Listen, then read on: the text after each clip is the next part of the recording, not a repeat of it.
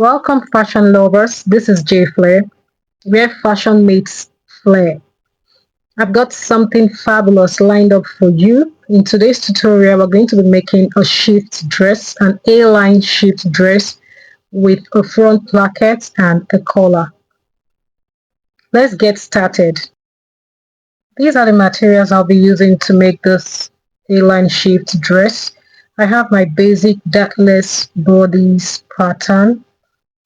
The pattern is from the shoulder to the hip line. I have for the front and the back, this is the back pattern. And this is the front pattern that I'll be using to make this dress. I have a tutorial on how to draft the dartless bodice pattern. I'll be putting it in the description box. Do well to check it out if you don't know how to draft a dartless pattern. These are the fabrics I'll be using. This blue velvet is for the placket area, and this is the fabric for the dress itself. I have 3 yards of this fabric. It's length by 60 in length. Okay, so this is 3 yards of this fabric, and the velvet is just is less than a yard. I don't even need up to half yard. Okay, so this is my pattern. I'm not going to do any alteration on the front and the back pattern. I'm just going to leave them the way it is right now. Now my front pattern has a basic neckline of 3.5 inches depth by 3 inches width. Okay, so the first thing I'll do is to measure my neckline for the back and the front, and I'm doing this to get the full neckline measurement so that I'll be able to draft my collar. So I need the measurement to be able to draft my collar. The collar we'll be making is not going to have a collar stand, just a basic collar. There is no stand for this collar. Okay, so I have my paper here.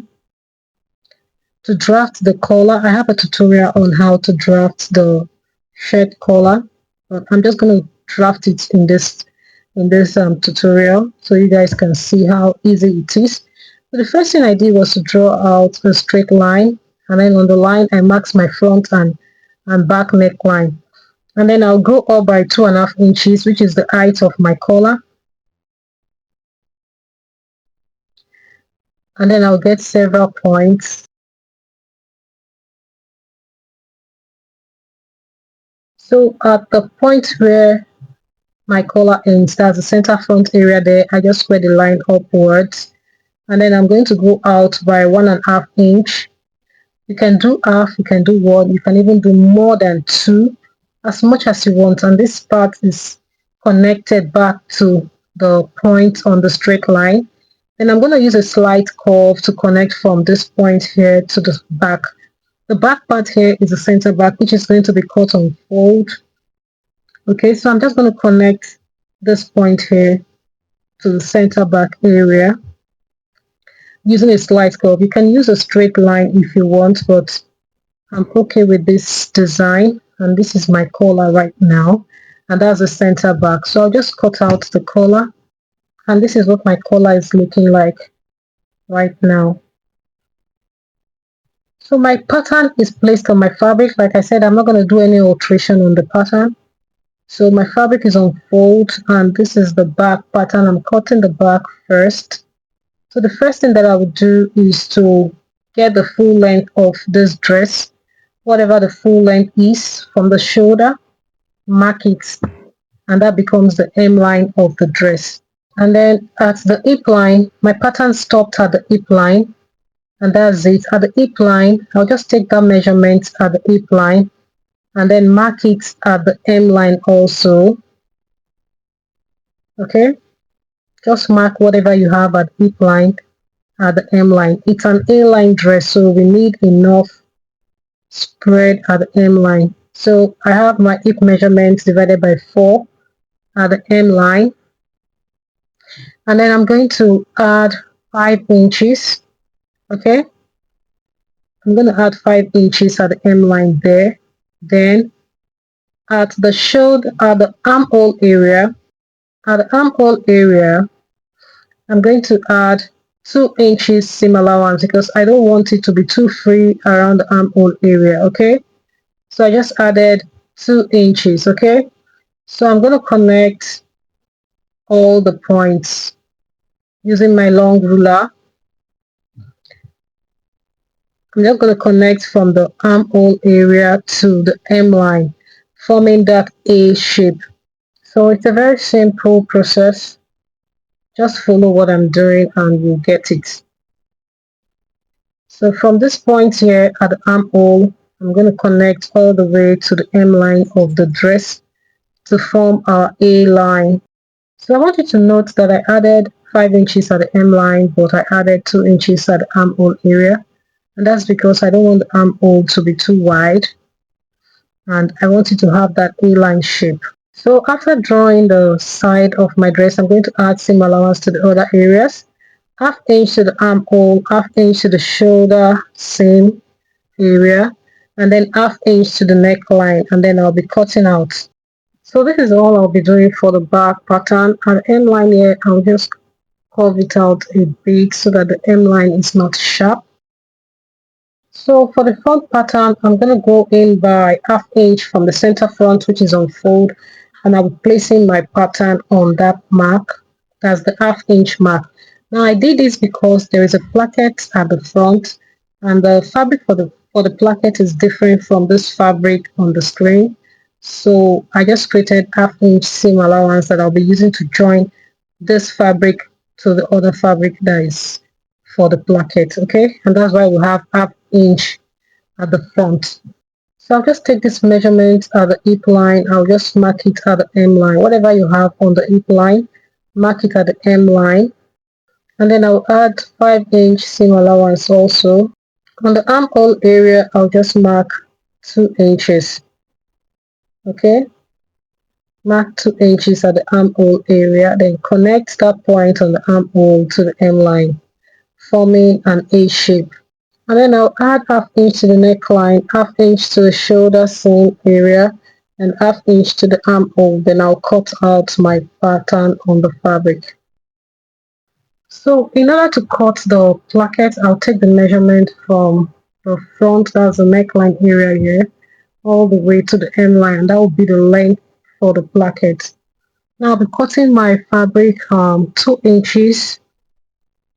I'll be cutting 2 inches on fold,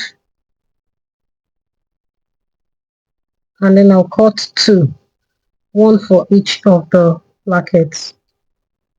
And then I'll attach my interfacing on the placket area. And this is a fabric, this is a velvet fabric. This is the fabric I'll be using for the collar also. Now for the collar, my fabric is folded into 4, and the center back is on fold. So I'll just pin down the pattern on the fabric, and then I'll be cutting with half-inch seam allowance at the top, the bottom, and the side. And this is it. So I'll just cut out my interfacing and then iron it on the collar. Now this is my basic sleeve. My basic sleeve is from the, it's just 12 inches long. So what I need is about 18 inches for this sleeve. So I'm just going to extend along the grain line area, draw a straight line to the hem line, and then draw an horizontal line on which you are going to be marking your round sleeve at the hem line. Okay, so whatever your round sleeve is, a 3/4 sleeve. So whatever your round sleeve is at that point, divided by 2, and then mark half on each sides of the line, half here and half at the other side, and that forms the hem line of the sleeve.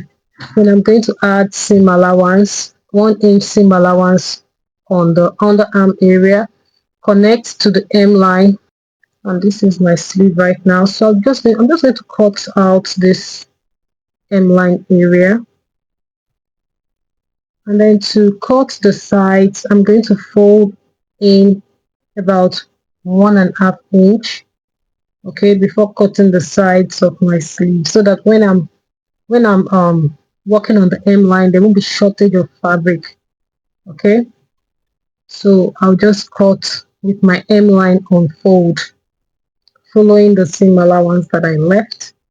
At the slip cap area, I'll also leave half-inch seam allowance, and then I'll notch the grain line, that's the center grain line, then notch the back of my sleeve. Okay, remember to notch this part here as the center green line area, and then the back. So when you're fixing your sleeve, ensure that you fix the back to the back of your armhole and the front to the front of your armhole.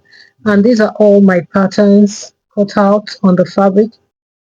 So I'm just going to divide my front pattern into two so I can work on each part individually, and then I'll remove my pins. And then the first thing that I will do is to attach my placket to the front area. Now to do that, so I'll just fold the placket into two, and then I'll be sewing an half-inch seam allowance. But because my fabric is reduced in size, I'll just use quarter inch. I'll be sewing on quarter-inch seam allowance. Now I'll do that for the two sides. Now for the collar, I have ironed my interfacing on the collar, and this is what it looks like. So the next thing to do will be to join them together on the top part and the sides. So I'll just leave half-inch at the bottom, then I'll start sewing. Then I'll sew all the way to the top from one end to the other, then stop at half-inch before the end of my collar here. Okay, and that's all I'll be doing for the collar. So I'm done with sewing the placket, and I've gone ahead to give it a good press. Okay, so the next thing will be to join the front and the back on the shoulder area. So I'll just turn them right sides facing each other like this, right side up for the back, and then the right side of the front. And then I'll be sewing on half-inch seam allowance. I'm done with sewing my collar, and this is what it looks like. I've already gone ahead to give it a good press, and this is how flat it looks right now. And this is the inside of my collar. You're free to do a top stitch if you want, but I'm not going to do any top stitch on this collar. And then for my sleeve, I'm just going to take out the pins from my pattern, and then I will be attaching the sleeve directly to the dress.